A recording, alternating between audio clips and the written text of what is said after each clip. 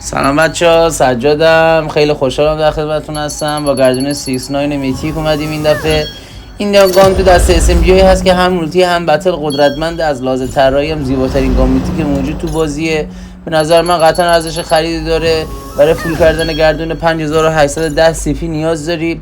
یه اتچمنت مخصوص هم برات میذارم آخر ویدیو، حتما استفاده کن. انیمی‌ها رو باش رنده کن و لذت ببر. پیج منو فالو کن، حمایتم کن که من بتونم با انرژی بیشتری براتون ویدیوی جدید بسازم و کنارتون لذت ببرم. تا آخر ویدیو من همراهی کن.